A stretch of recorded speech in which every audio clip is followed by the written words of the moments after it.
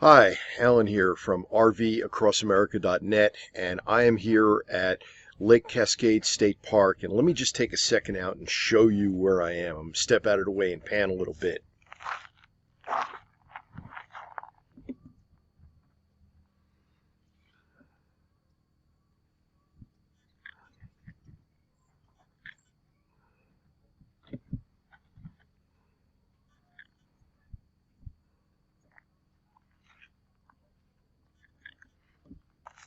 This is a absolutely gorgeous part of Idaho, and I'm going to have more for you about Lake Cascade State Park in a future post.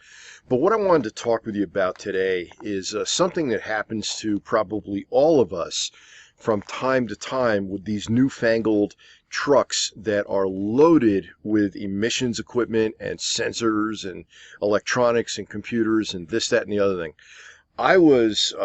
You saw my post perhaps on the Indian Reservation. I was down near Owyhee, Nevada, and I was staying at a couple of campgrounds in that area. And when I was at the campground, actually on the Indian Reservation, started up the vehicle and the check engine light came on.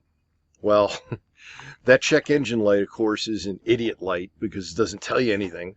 I was able to find out what the code was, and if you go to my post, which is going to be rvacrossamerica.net/check engine, you'll see how I figured out what it was. But then I was presented with a quandary. I knew it was a DPF problem, that's diesel particulate filter problem, and I'm 100 miles from the nearest Ford service center or any truck service center. The Indian Reservation has absolutely no auto or truck service center. And with speaking with Ford, they said, well, you know, if this thing is a legitimate problem, you might only go 60 miles and then your vehicle is going to either shut off or go 20 miles an hour. So, long story short, I decided I did make it up to Emmett, Idaho, and there's a backstory on that in the post. Again, rvacrossamerica.net/check engine. I picked up this little life-saving device called the Blue Driver. This is an OBD2 device. That means onboard diagnostics.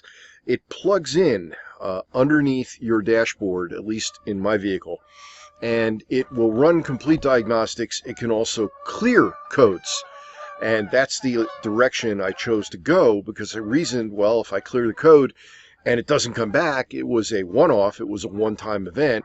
If I clear the code and it comes back, well, then there's an issue.